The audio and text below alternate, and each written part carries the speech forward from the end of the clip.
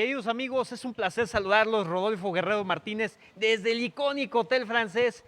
Fíjense, estamos aquí a donde han estado grandes personalidades de la vida mexicana y bueno, desarrollando Coffee Low, donde recuerden que es para que tomes una excelente taza, te actives junto a nosotros y abordemos los grandes temas del derecho en sociedad. Bueno, pues sin más, agradezco a los patrocinadores que siempre nos hacen posible estar con ustedes semanalmente, que en este caso es la editorial de México Jus Literatus, la están viendo en su pantalla, al igual que sus redes sociales y por supuesto de Yacún Flores a través de su sitio web www.yacunflores.com podrán encontrar excelentes detalles para este próximo 14 de febrero. Bueno, pues sin más, ya nos acompaña aquí un gran amigo de casa. Sin más, vamos para allá.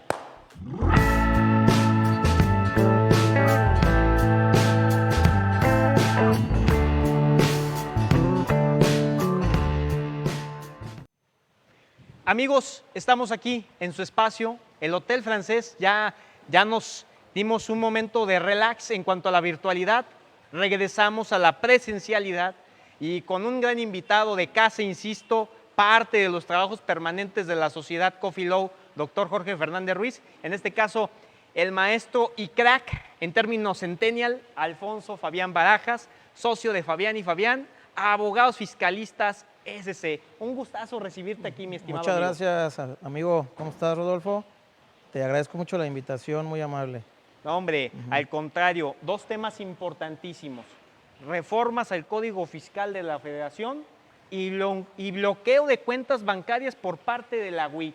Así es, vamos a tocar dos temas de interés general y vamos a empezar por las reformas al código. Claro. Voy a enfocarme en las que son de más importancia y que los contribuyentes deben de tener un cierto cuidado para efectos de tomar decisiones correctas en su empresa. Por supuesto. Y en la cuestión de los bloqueos de las cuentas bancarias vamos a hablar un poco sobre lo que es la implementación de la defensa en contra de estas actuaciones de la Unidad de Inteligencia Financiera de la Secretaría de Hacienda y Crédito Público. ¿Por qué entramos un poquito a este tema? En virtud de que ha venido dándose o siendo un dolor de cabezas para muchísimas personas que no están involucradas en ningún tema relacionado con lavado de dinero. Claro. Y es importante darles luz y pues decirles qué pueden hacer o cuál sería la defensa que un abogado les pudiera implementar en caso de que se vieran afectados por este tipo de actuaciones en sí inconstitucionales por parte de la UIF. Mira, si estás de acuerdo, mi estimado Alfonso, vamos comenzando con el tema de las reformas al Código Fiscal. Muy bien. Para pasar al de bloqueos. En el tema de las reformas hay que hablar que no todo es netamente fiscal. Hay aspectos que vienen a contrastar. Sabemos que está el administrativo, sabemos que está lo penal. En este caso, ¿de qué se debe preocupar el fiscalista, el contador público y el contribuyente, ¿no? Que el contribuyente a veces es el que menos sabe las nuevas obligaciones o las nuevas reglas del juego. Muy bien, mira. El año pasado, 2020, se habló sobre la entrada en vigor de un artículo, que es el artículo 5A del Código Fiscal de la Federación, que habla sobre la norma antiabuso o norma antielusión, que inclusive tuve la oportunidad en días pasados de ver una entrevista que le hiciste a pues, nuestro amigo Domingo Ruiz, ¿sí? Y pues hablaba sobre ese tema. Esa cláusula se aplica como una presunción juris tantum. ¿Qué es una presunción juris tantum? Cuando el contribuyente, ante una imputación por parte del SAT, tiene la oportunidad de presentar pruebas para desvirtuar lo que le está imputando la autoridad administrativa. Por supuesto. En este caso del artículo 5A, la imputación viene cuando la autoridad, a través de una auditoría, llámese visita domiciliaria, revisión de gabinete o una revisión electrónica, encuentra que existen actos que realizó el contribuyente a través de una planeación fiscal o un esquema de asesoría por parte de algún profesionista que carece de razón de negocios.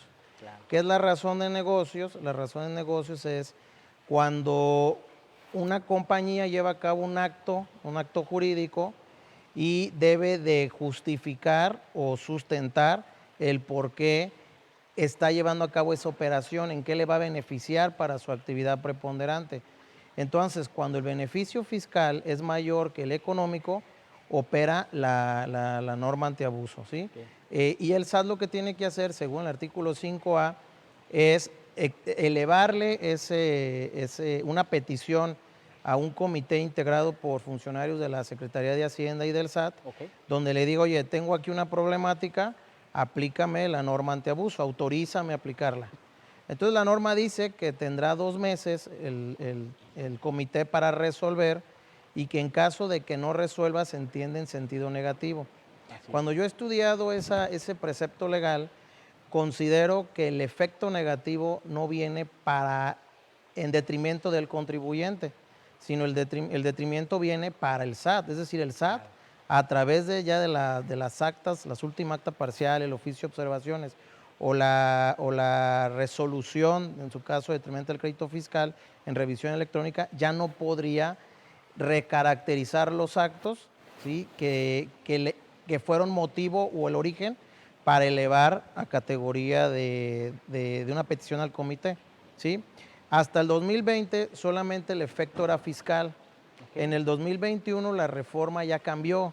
¿En qué sentido? En que ya dice el artículo 5A que cuando sea la investigación o el análisis de esta cláusula, o sea, la aplicación de la cláusula en alguna operación Claro. del contribuyente, tendrá los efectos fiscales que debió haber tenido y que serían los más gravosos, pero eso también trae como consecuencia la determinación de créditos fiscales, Ujú. accesorios, multas, etcétera. Pero la parte más grave es que dice el 5A, sin perjuicio de llevar a cabo las investigaciones por la posible comisión de delitos de naturaleza fiscal.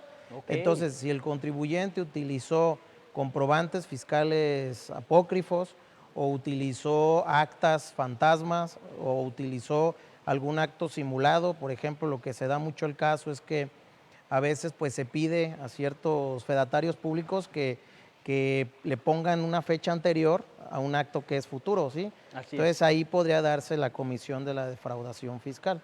Es que es importantísimo todo esto, porque a final de cuentas, estos detalles de actualización son los que prevén hacia dónde vamos y dónde estábamos, ¿no? Así es. Anteriormente, ¿cuáles eran los mayores errores que viene a solucionar esta reforma? ¿Cuáles eran? Pues los errores son en que los contribuyentes utilizaban mecanismos de simulación a través de planeaciones fiscales o buscaban posicionarte en ciertos beneficios de la ley, como una exención, una deducción, un diferimiento de la contribución, etcétera, con el objetivo de eludir la norma, Ujú. ¿sí? Darle la vuelta, buscar una laguna que permitiera al contribuyente reducir la base de la contribución.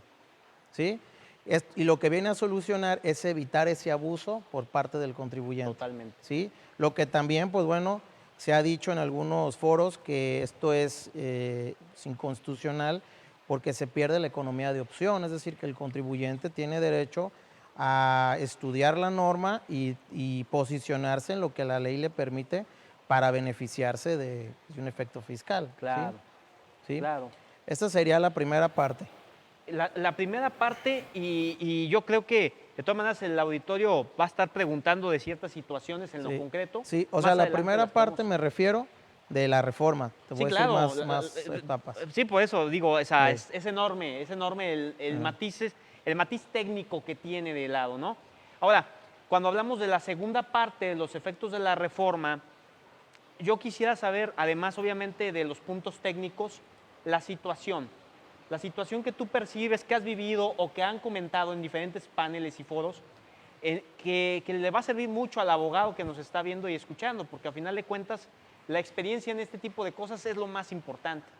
Sí, mira, hay otra situación, un punto que también es importante tocarlo, que es sobre la restricción o la cancelación o dejar sin efectos un sello digital. Ok, Recordemos que los sellos digitales y los certificados son aquellos que nos permiten facturar los sellos o firmar documentos digitales, los certificados. Entonces existen supuestos de restricción o cancelación de los mismos o dejar así es. sin efectos, ¿sí? Aquí la reforma viene del siguiente sentido. Hasta el 2019 existía en la ley, en el Código Fiscal de la Federación, el artículo 17H, que señalaba los supuestos para dejar sin efecto el certificado.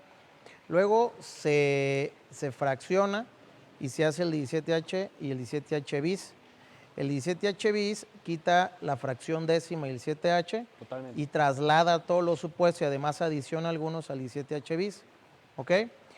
A través del 17H bis se permite el regresar el funcionamiento o el reactivar los sellos digitales cuando tú presentas una aclaración para subsanar el supuesto que te llevó a que la autoridad te los restringiera, ¿sí? Así es.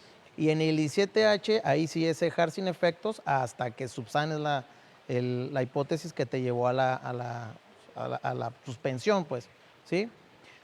¿Qué es lo que pasó aquí en la reforma? Que anteriormente el 17H bis, que te permitía volver a reactivar los sellos, daba oportunidad para que lo hicieran aquellos contribuyentes que se benefician de Ok. empresas que les trasladan pérdidas que son indebidas, Ujú. para beneficiar algún efecto en su sociedad.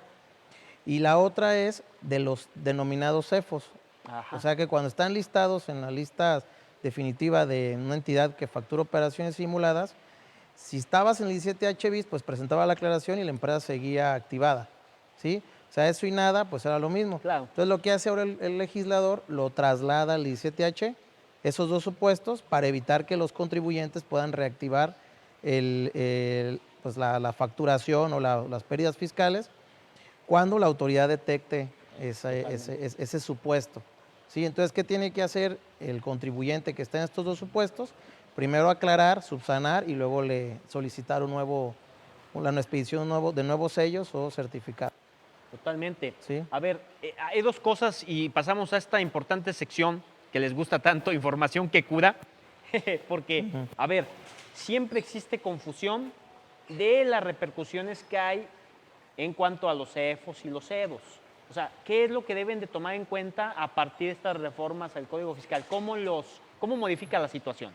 Pues yo creo que la parte más importante para un EDO o un EFO, pues primero es no tener no utilizar los servicios del EFO, Así es. el EDO. O sea, no es, no es bueno, no es sano comprar facturas, porque la compra de facturas te lleva a problemáticas no solamente de índole administrativo, como serían sanciones, restricción de sellos, responsabilidad solidaria, etcétera, etcétera, sino también la comisión de delitos fiscales. Totalmente. Y obviamente el EFO pues no le importa tanto porque pues tú sabes que las personas físicas que constituyen las sociedades pues es gente que generalmente es, pues dirían, maiceada, ¿no? En cambio, el EDO, pues es una empresa debidamente instalada, es una persona física que sí lleva una actividad preponderante y que a él sí le importa si le quitan su libertad, ¿sí? Totalmente. Entonces, creo que es mejor empezar por no comprar facturas, no utilizar documentos falsos para amparar la materia de las operaciones que ampara el comprobante, sino, pues, si vas a facturar, pues trata de fabricar pruebas que sean reales y que realmente sí tenga realidad el comprobante fiscal, que sí se desprenda una operación real, ¿sí? ¿Sale? Totalmente. Y no amañar pruebas para efectos de probar actos u operaciones inexistentes, simuladas. Sí, claro, y además las estadísticas y los informes nos arrojan que había una gran cantidad de mentiras y de errores de esta naturaleza. Así es, así es. Te voy a platicar también de otra parte de la reforma. Es muy común que, sobre todo los contadores de empresas o contadores de la parte privada, pues utilizan o prestan el servicio de la solicitud de devolución de los contribuyentes a los que asesoran. Hasta el, hasta el día Claro. del 2020, pues se llevaba a cabo auditorías para probar si sí procedía o no la devolución Ok. de una contribución. En el 2021 ya señala que cuando se lleve a cabo la práctica de una auditoría para revisar si procede la devolución en favor de un contribuyente, si el contribuyente que la solicita se encuentra como no localizado, ¿sí? se va a considerar como no presentada la solicitud de devolución. ¿Qué quiere decir que esté no presentada? Que el término, el plazo de los 5 años para solicitarla sigue corriendo, Claro. ¿sí? En perjuicio del contribuyente. Entonces, si el contribuyente presentó la devolución, su solicitud, a los 4 años, 11 meses, y resulta que lo revisan o lo fiscalizan y está como no localizado, porque así la autoridad lo determinó en un acta circunstanciada y posteriormente en una resolución, pues le va a prescribir el derecho a solicitarla. Así es. Sí, porque estará no presentada. No presentación es como si no existiera el documento dentro del SAT.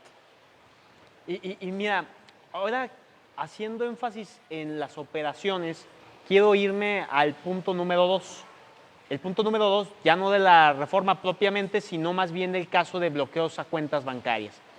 Me llama la atención cómo de alguna manera en el debate académico, profesional, por parte de la actuación de la Unidad de Inteligencia Financiera, pues hacen cosas que no quedan muy bien precisas en el papel ni en las declaraciones. Es decir, cuando pasa un bloqueo a una cuenta bancaria, ¿por qué se da en la mayoría de las situaciones? Muy bien, mira.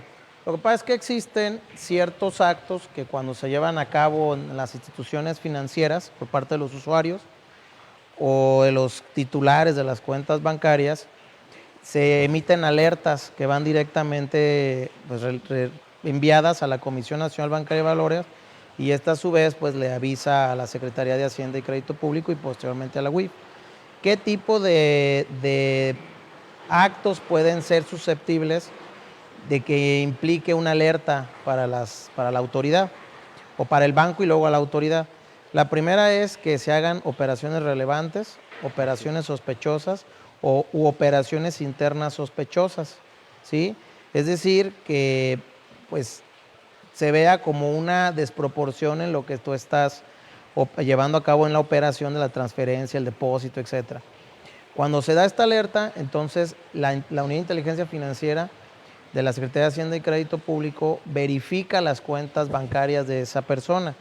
Y si existe un indicio de presunción de lavado de dinero o de lavado al terrorismo, que es la función de la UIF, porque la UIF está adherida a un organismo internacional que se llama el Grupo de Acción Financiera, que es la GAFI, entonces procede la autoridad a bloquear de forma precautoria las cuentas bancarias del particular, mientras se hacen las investigaciones y posteriormente, pues en caso de que sí existe una probable comisión de lavado de dinero, se haga la denuncia ante la Fiscalía General de la República, ¿sí?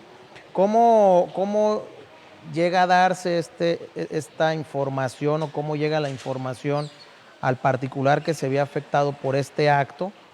Esto se da cuando el usuario o ingresa a su banca móvil, claro, o va al banco a hacer un traspaso o alguna operación dentro de la cuenta bancaria y ahí un funcionario de la institución pues le hace sabedor de que se encuentra su cuenta bloqueada. Entonces, en ese acto en concreto inicia prácticamente el diseño de la defensa que se va a implementar contra esa problemática.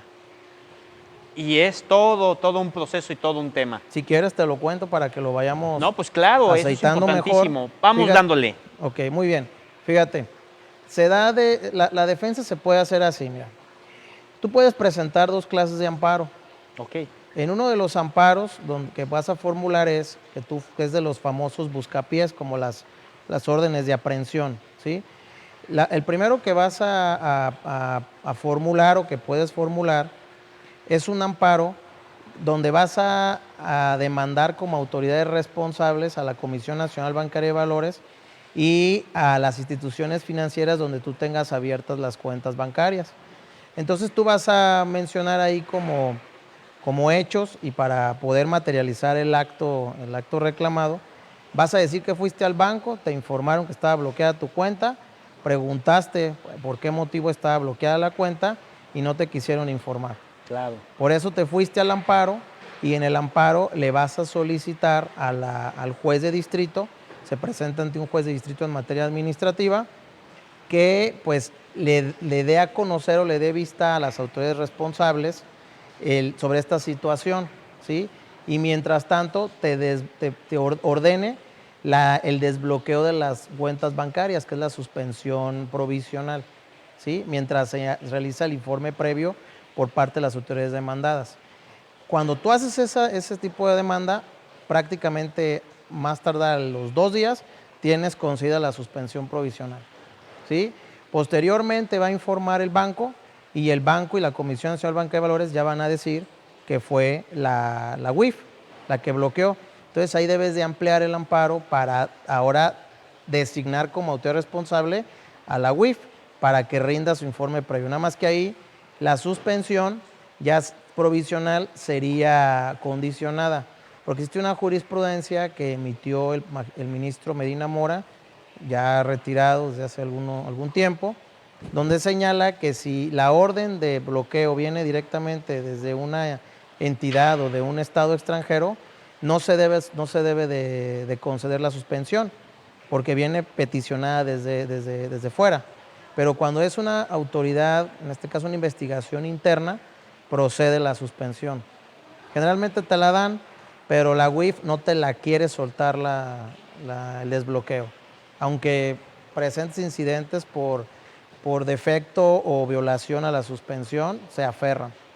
Ese es el primero. La segunda, que también es vía amparo, es irte directamente haciendo la prestación del escrito y ahí también, pues como autoridad responsable, comisión, bancos y ahí también la UIF. Te vas a adelantar un proceso de 1 mes y medio, te saltaste pasos. También opera la suspensión provisional pero de forma condicionada y la UIF cuando realiza o presenta el informe previo y posteriormente el justificado, tiene que acreditar que la investigación viene desde el extranjero, ¿sí? Esa es para vía amparo y también existe la vía administrativa. La vía administrativa. ¿Te la puedo también platicar?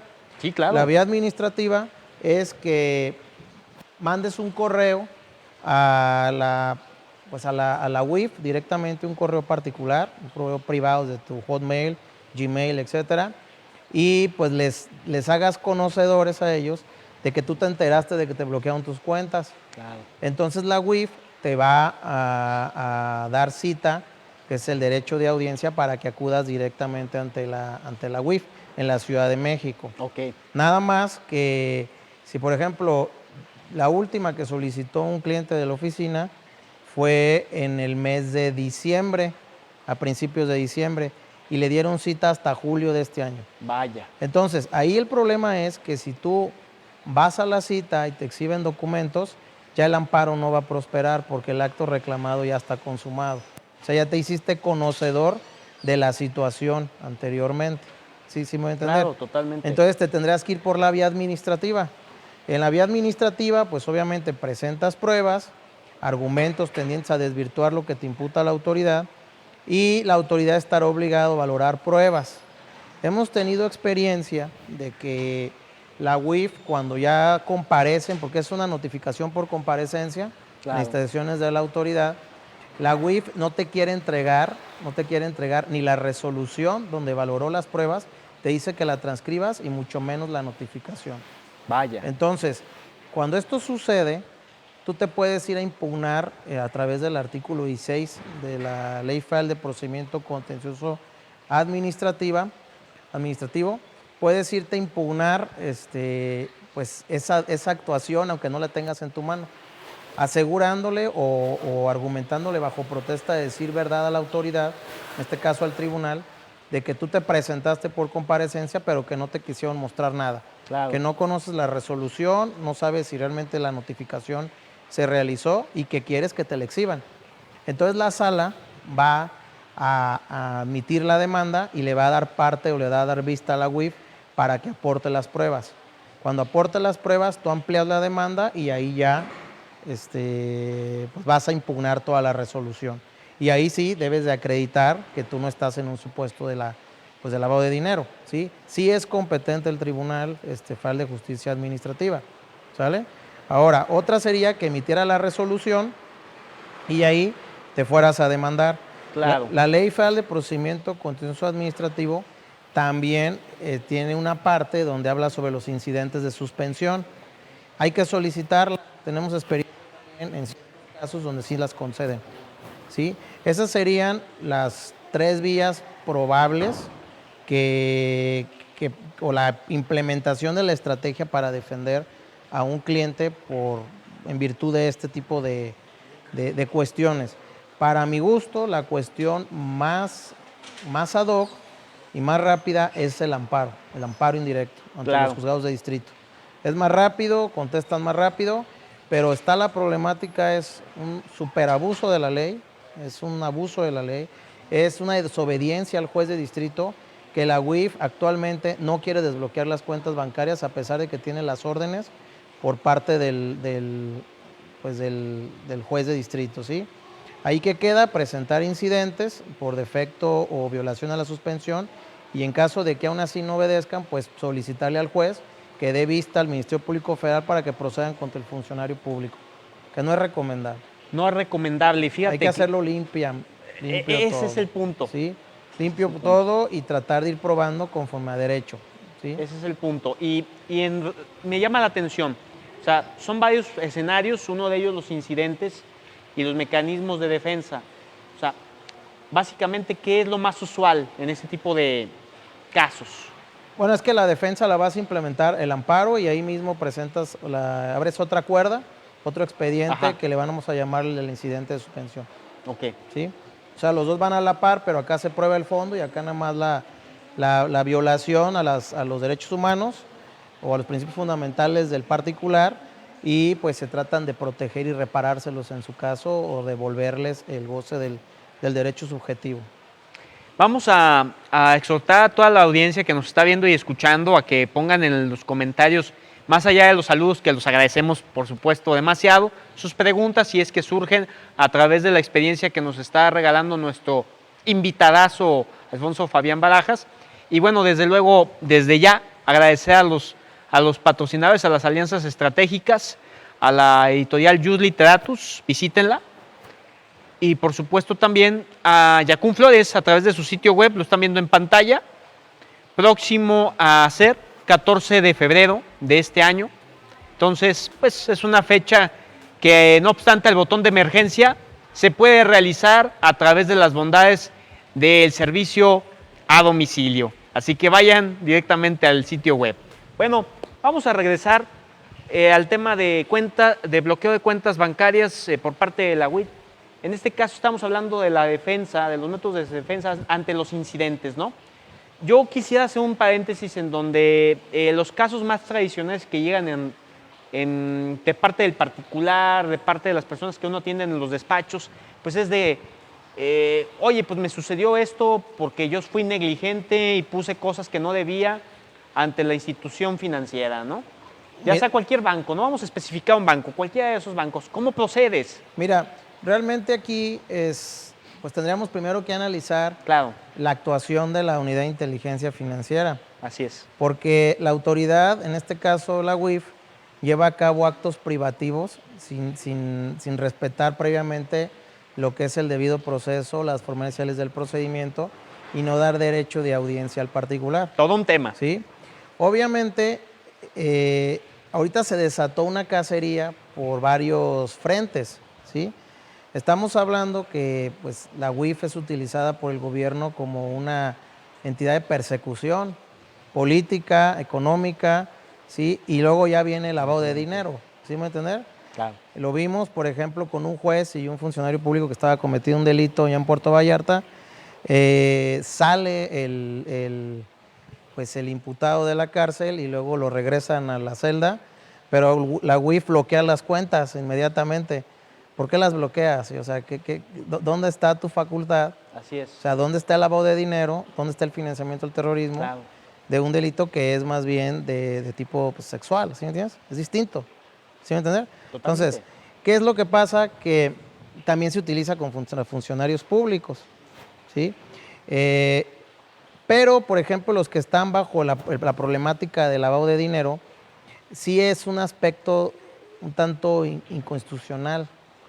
Porque, por ejemplo, mira, en el mes de marzo aproximadamente, bueno, esto viene desde el año pasado, se creó la operación Python por parte de la DEA en Estados Unidos. Y en el mes de marzo se echó a andar y se detuvieron alrededor de 600 ayudantes o 600 personas que ayudan en Estados Unidos pues uno de los cárteles de la droga más importantes, ¿sí? Posteriormente, esa operación siguió una fase 2, que aquí le llamamos la operación Agave Azul. Y en la Agave Azul se bloquearon por parte de la Unidad de Inteligencia Financiera alrededor de 1.697 cuentas bancarias. Esto se dio entre el mes de mayo y el mes de junio. Un gran número. Sí, ahora, ¿quiénes son todos ellos los que están en esta operación? Bueno, después vino la fase 2, la fase 3, que fue la operación que le llamamos la Operación Zócalo, que esta la hizo conjuntamente el titular de la UIF, Santiago Nieto, y el secretario de Seguridad Pública del Gobierno de la Ciudad de México, García Harfuch, ¿sí? Y detuvieron y aparte pues desbloquearon cuentas bancarias a muchos integrantes de los disque cárteles de la Ciudad de México, porque allá no operan realmente cárteles como tal, son células delictivas. Así ¿sí? es. Entonces, cuando lleva la operación, pues se bloquean las cuentas. Así ¿Y dónde están metidos? ¿Quiénes están metidos aquí? Pues mucha gente que no tiene nada que ver. Primero, gente que está sufriendo robo de identidad. Si, por ejemplo, yo me llamo Pedro González, ¿sí? La UIF dice que Pedro González son todos los Pedros González que aparecen en todo el país y que son titulares de cuentas bancarias y a ellos hay que bloquearles. Así es. Muchos de ellos no tienen nada que ver. Totalmente. Nos ha tocado algunos clientes que no tienen, o sea, no tienen nada que ver con la investigación que se les está haciendo. Así es. Se han revisado sus cuentas, se han checado los movimientos, vemos las actividades a las que se dedican y pues no. No cuadra. No cuadra, ¿sí me entiendes? No cuadra en ningún sentido. Hemos tenido también la experiencia de gente famosa del mundo artístico, del deporte, gente que también se ha visto afectada por este acto y que tampoco nada tienen que ver. Así es. ¿sí? Entonces, ¿qué es lo que nosotros pedimos a la UIF? Está bien que persigas pues la investigación o una cierta, porque no es una investigación, es como actuar con precaución, o sea, prevenir el delito de lavado de dinero, ¿sí? Pero hazlo contra gente que realmente sí tienes una presunción real, no contra cualquier persona que por un simple traspaso, un simple depósito, se ve involucrada en una problemática de este tipo y bloqueas, porque también se está dando el caso que le están bloqueando abogados que asesoran a ese tipo de estructuras, que sí las asesoran, pero que no tienen nada que ver. Ellos prestan un servicio, ¿por qué vas a bloquear a quien presta un servicio? Entonces, si estamos hablando de esto, nos tenemos que cuidar los asesores fiscales, ¿sí? Porque nosotros asesoramos a muchas empresas y si una de esas empresas, así como el coronavirus, está contaminada, también nos contamina a nosotros en alguna transacción que hayamos hecho y podemos sufrir el bloqueo. Y te hacen cómplice. Y te hacen cómplice, copartícipe del delito. Así es. Podría ser parte del delito también. ¿Sí? No, eso hay que tener mucho cuidado. Hay que tener mucho cuidado actualmente quién nos deposita, cómo nos deposita, a través de qué medio nos deposita y también qué tanto trazamos información con clientes o con gente que podría ser en un dado caso involucrada con este tipo de prácticas, pues. Y también, pues, demandar, estar pujando con las autoridades de que pues, nosotros como defensores tenemos derecho a defender a quien sea, claro, independientemente de la actividad a la que se dediquen.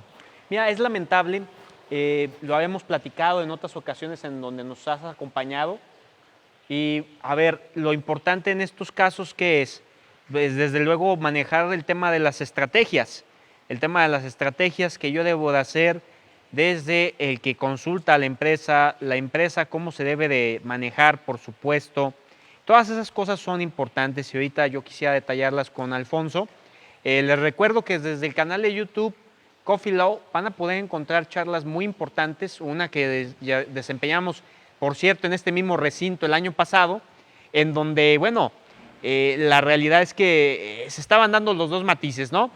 Abogado fiscalista, contador público, ¿no? Que por cierto, hoy el maestro Sergio ya es el actual presidente, ¿no? Del Colegio de Sergio Contadores Flores, Públicos. ¿cómo no? Le mandamos Sí, un ya, saludo le a Sergio. mandamos un que saludazo. Al principio del año pasado nos acompañó aquí con una charla. Así es. Y pues es una persona muy brillante y ¿Cómo esperamos pasa que le el vaya tiempo, muy bien. no? Así es. Que le vaya muy bien. Y esperamos que hacemos votos porque le vaya increíble en su gestión. Y bueno, próximamente ya lo tendremos invitado, haremos el panel, etcétera. Pero a ver, en este tenor de las estrategias, de la reflexión, análisis, ¿Qué es lo que debes de hacer para no caer en todo esto? Haciendo un recordatorio. Yo creo que la parte más importante primero de la parte del asesor y luego el empresario, Así es. es que el asesor acostumbre a sus clientes a llevar pues podría ser un gobierno corporativo dentro de sus empresas, Totalmente. ¿sí? Y también llevar un área de cumplimiento, lo que le llaman el compliance, pero no nada más el fiscal, el penal, el laboral, el administrativo, cualquier clase de cumplimiento para estar lo más regulados o apegados a lo que las autoridades nos piden y que en caso de suceder algún evento adverso a nuestra voluntad, podamos rápidamente comprobar la veracidad de nuestras operaciones y de nuestras actividades Totalmente. y quitarnos de problema. El problema no es que el asesor lo asesore, es que el empresario entienda.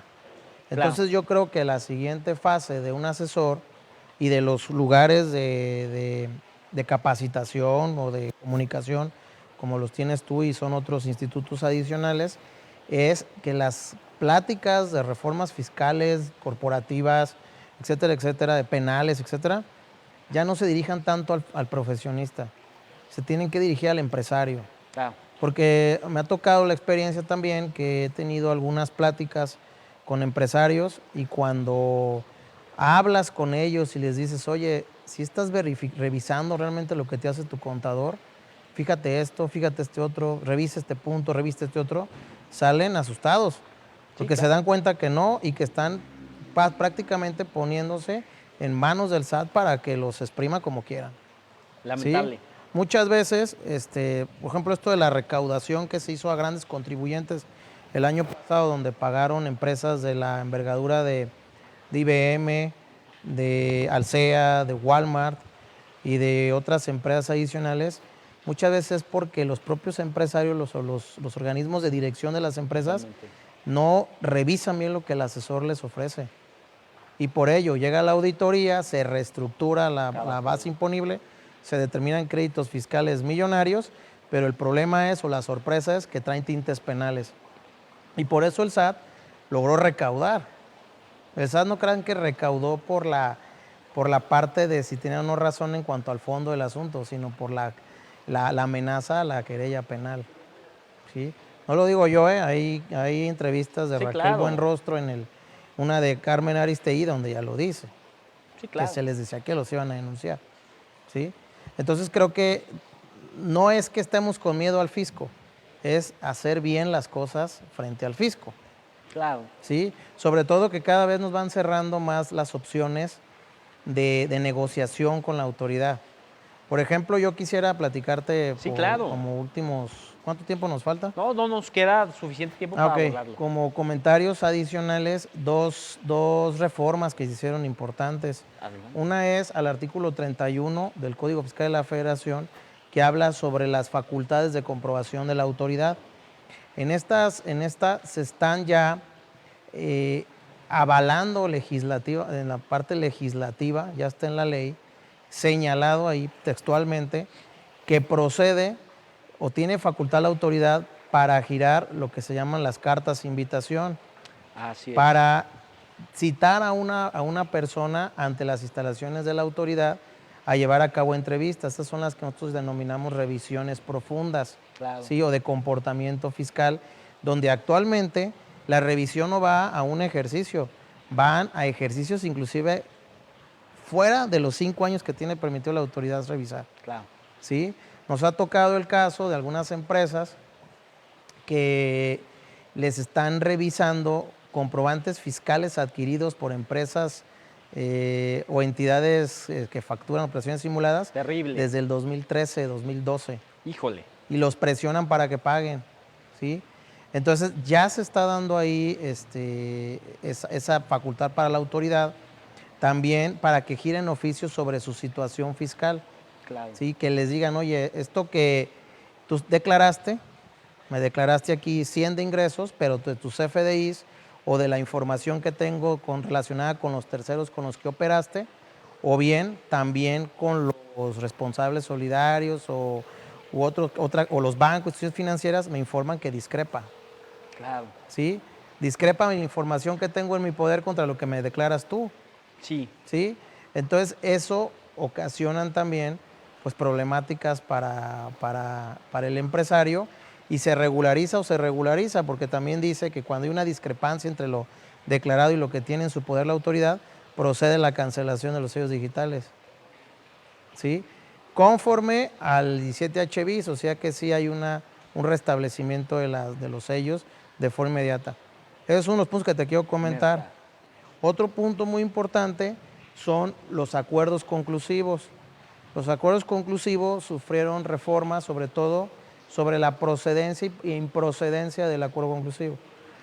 Señala la ley, el código, que el acuerdo conclusivo ya no es procedente, o bueno, textualmente ya lo señala así la ley, no es procedente cuando a raíz de una solicitud de devolución la autoridad ejerce facultades de comprobación. Claro. Para verificar si procede la misma o no. Ahí ya no puedes solicitarlo. Ya no hay más. Ya no hay más. Otro caso que también es importante es que cuando levantan la última acta parcial en una visita domiciliaria, emiten y notifican el oficio de observaciones, una revisión de gabinete, o notifican la resolución provisional, una revisión electrónica, el contribuyente cuenta con 20 días para solicitar la adopción del acuerdo ante la PRODECON. Por lo tanto, si te pasas de ese plazo, ya pues pierdes el derecho a solicitarlo, ¿sí? Otra cuestión que es muy relevante, muy importante, es que cuando el contribuyente impugna una auditoría, se va a lo mejor al Tribunal Fiscal, bueno, pues así le estoy llamando, pero es Tribunal Federal de Justicia Administrativa, se va al tribunal, hace valer un concepto de impugnación y resulta fundado para efectos de que se reponga, por ejemplo, la última acta parcial. Esa sentencia que es para efectos, al reponerse por parte de la autoridad administrativa, ya no permite la solicitud de la adopción del acuerdo conclusivo. ¿Sí? Tampoco aquellos que estén listados como EFOS presuntos, EFOS definitivos, ni los que sean listados por el SAT como beneficiarios de la transmisión de pérdidas. Totalmente. De forma indebida. ¿Sí? Esos son otros casos importantes que debemos de ver. Y hay otro punto, si quieres hacer un comentario, ahorita lo... Y hacer hincapié, o sea, casos que nos estás compartiendo, Alfonso, que van a tomar una relevancia total en este 2021, porque las cosas, estamos hablando que muchas de estas cosas se van a seguir detonando a partir de la virtualidad que va a hacerse cada vez más creciente en todos los ámbitos. Estamos hablando no solamente de lo financiero, estamos hablando de cómo llegan esos recursos y bajo qué plataformas. Porque si deslindamos estos 3 puntos, yo creo que malinterpretaríamos todo.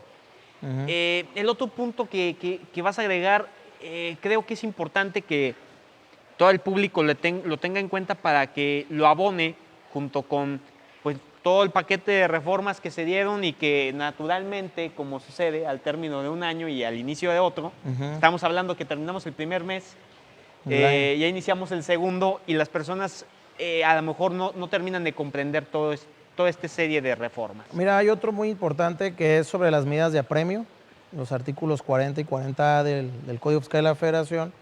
Las medidas de apremio se dan cuando un contribuyente se opone a las facultades de comprobación.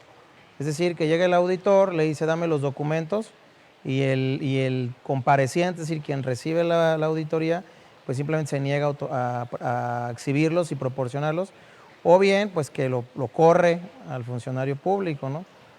O que no contesta requerimientos también que le giran. Serían algunas causas. Lo que habla ahorita el 40 es de que se puede llevar a cabo el aseguramiento precautorio de la negociación como una de las fórmulas para aplicar medidas de apremio contra un contribuyente que pues está en una actitud de contumacia y no quiere acceder a las peticiones de la autoridad o las facultades de la autoridad. Aquí lo relevante del caso, eso ya estaba vigente del aseguramiento de la negociación. Pero lo relevante es que también se puede hacer contra terceros. Ajá. Contra terceros relacionados con el contribuyente. ¿Cómo sería esto? Que le van a determinar de forma presuntiva el valor de actos o actividades o ingresos que haya llevado a cabo con las operaciones que realizó con el contribuyente directamente revisado, ¿sí? Esto se va a hacer a través de lo que denominamos los fiscalistas la presuntiva fiscal, del artículo 55, 56 del Código Fiscal de la Federación, ¿sí? Entonces, se va a hacer esa presuntiva hasta la tercera parte de las operaciones que haya llevado con el contribuyente directamente auditado. Y eso da pie a que puedan asegurar, en este caso, de forma precautoria, pero no tanto los bienes inmuebles, muebles, joyas, etcétera. Dice la ley que se puede directamente contra las cuentas bancarias. Entonces, ahora sí debe de haber toda una comunicación con tus proveedores, tus clientes, sobre todo cuando hay auditorías, y que el contribuyente acceda, suelte la información. Así es. ¿Sí? Es una forma de presión, de estarlo cada vez más asfixiando para efectos de que el contribuyente acceda a lo que el fisco quiera. ¿Sí? Totalmente. Creo que son facultades muy agresivas y que prácticamente al ver esto el contribuyente pues no incentiva a que pague. Pienso que inclusive obliga a que se baje la recaudación. Sí, se Yo creo entienda. igual con el acuerdo conclusivo. El acuerdo conclusivo se debería de permitir inclusive cuando ya estés en una demanda de nulidad. ¿Sí? Único requisito, desístete y se proceden a arreglar. Claro, totalmente. Es lo que quiere, se quiere recaudación y se quiere ayudar a que el contribuyente pueda trabajar sin ninguna problemática, sin ninguna presión del fisco. ¿Sí? Nada más aquí, como podríamos ya aquí concluir el tema, ya dimos lo más importante. Dos partes. Una, que la notificación por estrados ya son 6 días que van a estar fijados los estrados en la página de internet del Servicio de Administración Tributaria, el oficio. Y antes era 15 días fijados y al 16 estaba practicada la notificación. Ahora son 6 días fijados y al 7º está practicada la notificación. ¿Sí? Para los actos que actualmente ya están siendo notificados así. Y por último, que hoy salió por ahí lo sobre el límite de los esquemas reportables para efectos de asesorías que son hacia solamente una empresa, se permite un umbral, son los personalizados, se permite un umbral hasta 100 millones de pesos, es decir, hasta los 100 ya no informas, posterior a los 100 informas. El problema es que cuando son generalizados, ahí el decreto que salió el día de hoy no establece ningún umbral.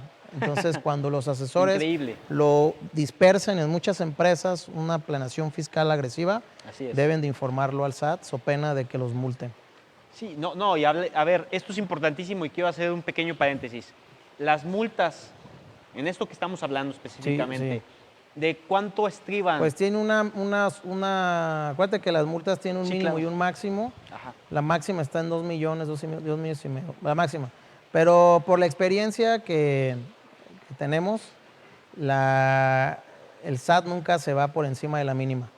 Claro. Pero de todos modos, a un asesor fiscal, pues una multa mínima, pues sí le va a pegar. Claro, totalmente. Entonces hay que tener mucho cuidado cómo lo hacemos o buscar la manera de trasladar la responsabilidad del aviso o de la informativa hacia la empresa, hacia el contribuyente directamente beneficiado por el esquema y no tanto el asesor. Buscar alguna manera de hacerle enroque hacia el cliente. Sí, precisamente. Eso es como el recordatorio. Un consejo acá a los amigos.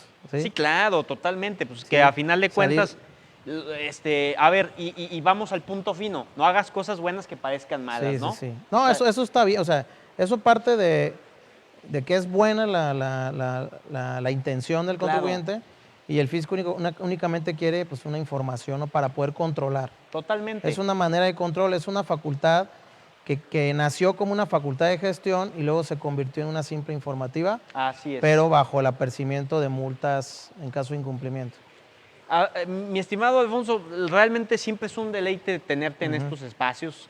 Vamos a seguir trabajando y haciendo agenda juntos, pero en este caso, para concluir esta primera entrega, ¿no?, del 2021, me gustaría que me dijeras pues, las reflexiones que le compartes a nuestro auditorio, las que no le quiero poner un número, las que tú consideres pertinentes para que desarrollen bien su trabajo, su rendición de cuentas y al final no tengan malos resultados, que tengan resultados buenos. Es muy sencillo. La conclusión es que actualmente tiene más importancia la prevención fiscal que la defensa fiscal. Claro.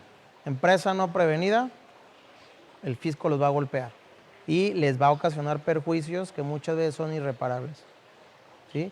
Y por otro lado, no acercarse a despachos o asesores que les proponen planeaciones fiscales que los podrían, que en el futuro los podrían imputar en delitos de lavado de dinero o defraudación fiscal.